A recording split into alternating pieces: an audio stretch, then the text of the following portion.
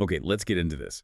When you picture Angela Lansbury, I mean, you're probably thinking Murder, She Wrote, right? Or maybe, a sweet Disney musical character. Yeah, definitely not her usual kind of role. Absolutely not. You were definitely not imagining her as like a cackling granny in some dark, really surreal 1980s fantasy horror movie. But that's exactly what she did. And that's what we're diving into today, Neil Jordan's 1984 film, The Company of Wolves. Such a fascinating film. It really is. It's kind of a perennial deep-cut classic, Yep. beloved by serious 80s horror fans and film buffs.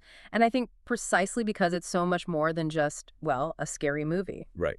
So our mission today is really to unpack how this reimagining of Little Red Riding Hood became such a touchstone for intelligent horror. How it used gore, sure, but also mythology to do some pretty serious literary heavy lifting. Mm-hmm. And it starts with a setup that feels familiar, at first glance anyway. You've got a young woman, Rosaleen. Her sister's just been killed by wolves. Grim start. Very. And she's sent to stay with her granny, that's Lansbury, deep in this very dreamlike, almost menacing forest. But almost immediately, Jordan signals, okay, this isn't the story you think you know. Yeah, that twisting of the fairy tale structure, it kicks off right away with Granny's advice, doesn't it? She knits Rosaleen the iconic red hood, we all know that part. But her warning is, well, it's incredibly specific. It's not just watch out for wolves. No, not at all. She tells Rosaleen to beware of handsome strangers, mountebanks, and especially anyone who has a unibrow. The unibrow. Okay, so that detail, it feels like it instantly roots the film in something older, maybe stranger than just modern horror. Exactly, and you can really see the research director Neil Jordan put into the script there. The unibrow, for instance. That's actually cited in much older werewolf lore. It's a specific physical sign of lycanthropy in some traditions. Wait, hold on. So the unibrow wasn't just like a quirky movie visual. That's genuinely from old folklore. It is. Jordan was deliberately trying to position the film not just as a modern monster flick, but as almost like an ancient folk tale brought back to life. He blended these specific kind of arcane details, like the unibrow, with other forgotten mythological bits. Like what else? Well, for example, some legends say that to fully transform, a person actually has to, actively consort with Satan, make a pact. Wow. That's a serious commitment to the source material. But doesn't bringing the devil himself into it, even subtly, risk making it feel a bit, I don't know, blunt, or maybe even a little campy, given how psychological the horror often is? That's a fair point. But the film handles it cleverly, I think. It keeps that character played by Terrence Stamp, actually, in an uncredited role as Satan, mostly peripheral. He shows up mainly in the stories within the story, and his presence reinforces this idea that true lycanthropy in this telling isn't just some biological curse like in, say, The Wolfman. It's a serious, almost Faustian, moral and supernatural corruption. So it grounds the big bad wolf, who is explicitly a werewolf here, in deeper, older fears, not just B-movie jump scares. Precisely. It sets the stage for a discussion about fear itself, not just gore. And the film doesn't just stick to the main plot, it uses its whole structure to explore those myths. The Company of Wolves is built like an anthology. Right. Stories within stories. Yet deliberately diving into the nature of storytelling itself and looking at the function of fables, especially in, warning and shaping young women's behavior historically. Okay, so the action kind of pauses for these nested tales. Yeah. And the type of story depends on who's telling it. Exactly. That's crucial for the film's whole theme. So we start with the main frame, Rosaleen in the woods, but a lot of the film is these other narratives she hears or tells. Granny's tales come first, and they sound like they lean towards traditional cautionary scares. That's right. Granny tells Rosaleen two key stories, and both are really designed to instill fear, maybe enforce obedience. The first is a classic warning. A young bride marries a handsome stranger, only to find out he's a werewolf who, runs off into the woods. Don't marry strangers, got it. Pretty much. And the second tale is about a young man who deliberately sells his soul to the devil to get the power of the wolf. Ah, so clear moral consequences there. Stray from the path, marry the wrong person, seek forbidden power, you get punished. Very traditional fable stuff. But the film loves to play with what traditional even means visually. Jordan and his team are constantly blurring the lines of time period within these tales. Well, there's this constant sort of surreal blending of ancient and modern.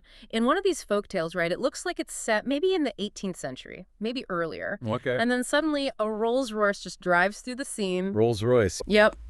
It's jarring, right.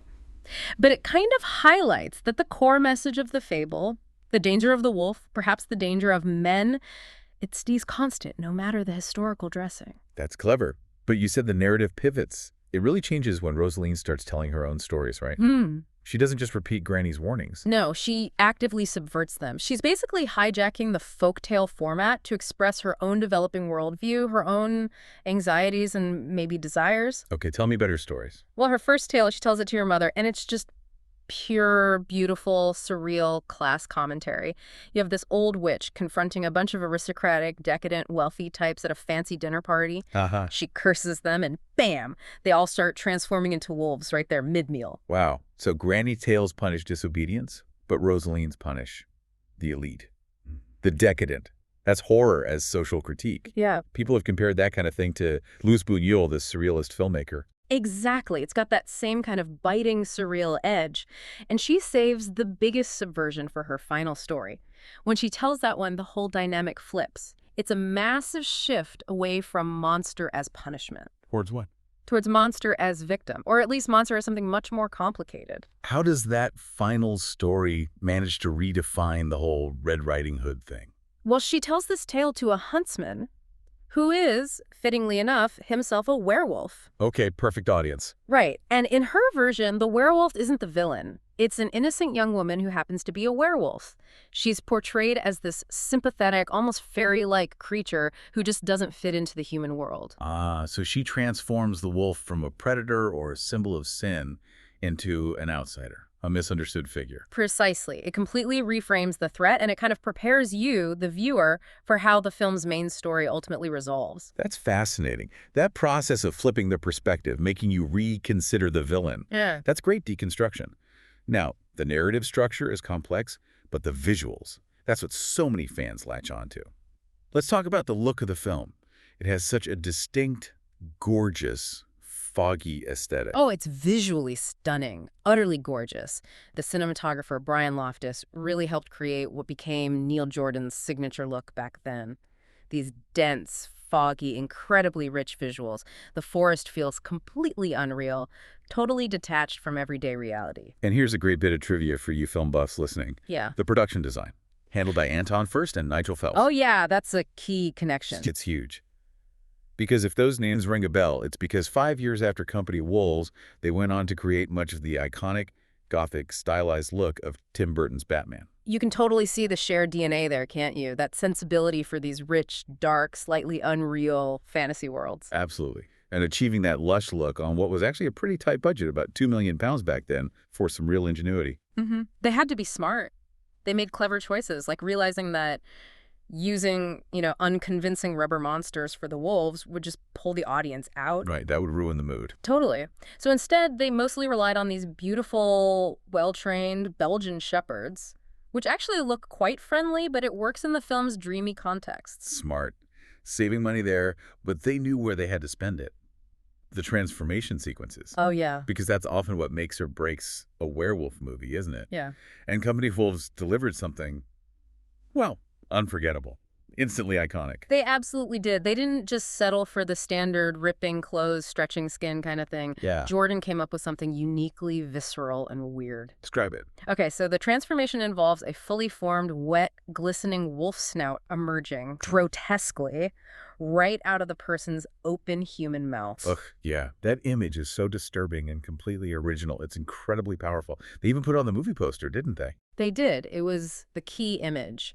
And anyone who stumbled across that scene, maybe channel surfing late at night back in the day, probably had it seared into their brain forever. Definitely memorable. And the casting, beyond Lansbury, really adds to that feeling of, well, intellectual heft, doesn't it? It does. We mentioned Lansbury and the uncredited Terrence Stamp. But you also get David Warner co-starring as Rosaleen's father. He's always great. Always adds gravitas. And there's even a fun little cameo from Jim Carter, who you probably recognize now as Carson the Butler from Downton Abbey. It's a great cast.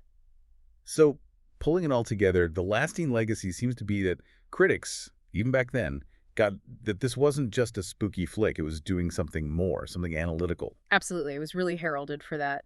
The critics noted that the film finally took all that sexual Freudian subtext that everyone kind of does is lurking in Little Red Riding Hood. Right. The beautiful young woman, the dangerous forest, the hungry wolf. Yeah, all that stuff about female sexuality, burgeoning adulthood, predatory male energy. Hmm. And it just made it text. It brought those underlying anxieties right to the surface explicitly. It landed at just the right cultural moment, didn't it? Mid-'80s. Yeah. Literary deconstruction was becoming really intellectually fashionable in academia. Exactly. This was long before deconstructing fairy tales became, expected, or even sort of cliche in mainstream movies. Like Shrek? Precisely. You look ahead 17 years or so, you get films like Shrek that openly satirize fairy tales, call them old-fashioned.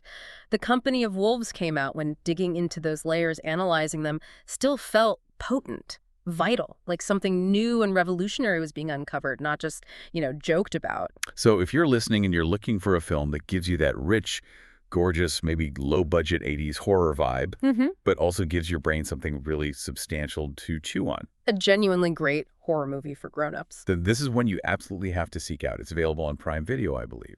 Yeah, it remains a must-watch recommendation. It's just a perfect example of how horror can use mythology, not just for scares, but for really sophisticated, intelligent commentary. Okay, so to leave you with a final thought.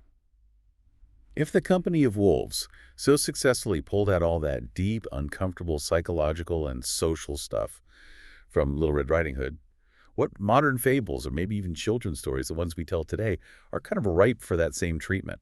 What underlying anxiety or taboo is lurking just beneath the surface, waiting to be brought out into the open in an adult way? That's a good question. Something to chew on. Definitely something to think about until our next deep dive.